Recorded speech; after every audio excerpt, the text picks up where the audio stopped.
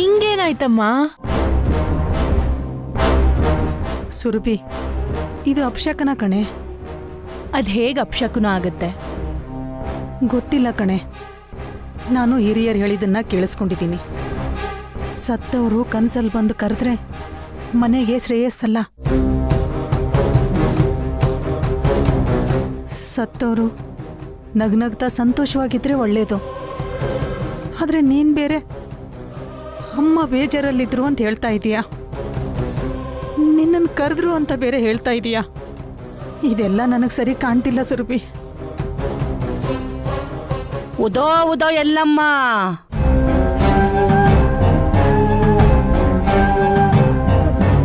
ಉದೋ ಉದೋ ಎಲ್ಲಮ್ಮ.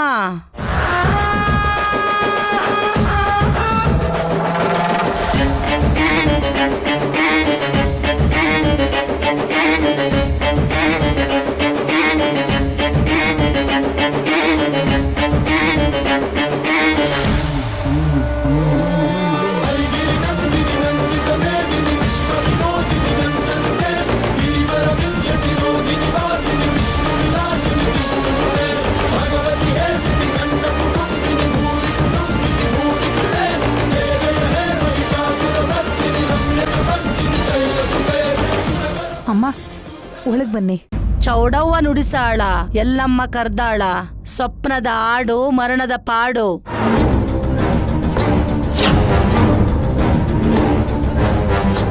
ತಾಯಿ ಬೇರೊಣಗಿ ಬಾಳ ಎಲೆ ಮುದುಡಿ, ನೆತ್ತರ ದಾಹದಲ್ಲಿ ಬರುತ್ತೈತೆ ದೈವ ಎಮ್ಮೆ ಮೇಲೆ ಕುಳಿತು.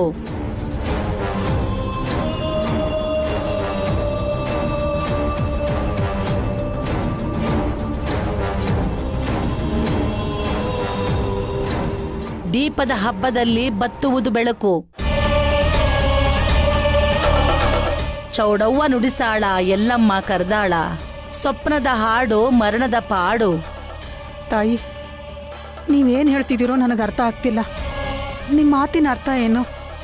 ಆ ಎಲ್ಲಮ್ಮ ನನ್ನ ನಾಲ್ಗೆ ಮೇಲೆ ಕುಳಿತು ನುಡಿಸಾಳ ತಾಯಿ. ನನಗೂ ಇದ್ರ ಅರ್ಥ ಏನು ಅಂತ ತಿಳಿವಲ್ದು. ಸೂತಕದ ಛಾಯೆ ಇನ್ನು ಮುಗುದಿಲ್ಲ.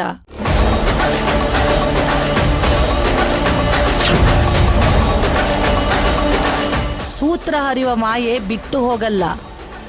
ಆ ದ್ಯಾವ್ರೇ ಈ ಮನೆಗೆ ದಾರಿ ತೋರಿಸ್ಬೇಕು. ಆ ತಾಯಿ ಎಲ್ಲ ಮನೆ ನಿಮ್ಮನ್ನು ಕಾಪಾಡಬೇಕು.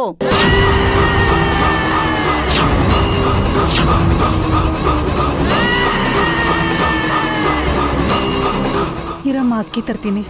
ಇರ್ಲಿ ಬಿಡಮ್ಮ, ನಿಮ್ಮ ಕಷ್ಟಗಳೆಲ್ಲ ಪರಿಹಾರ ಆದ್ಮೇಲೆ ನಾನೇ ಬರ್ತೀನಿ.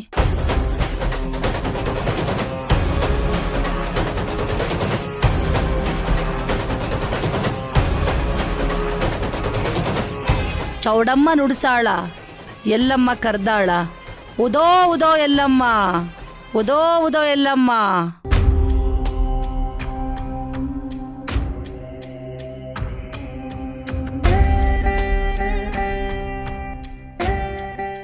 ಏನಮ್ಮ ಇದು?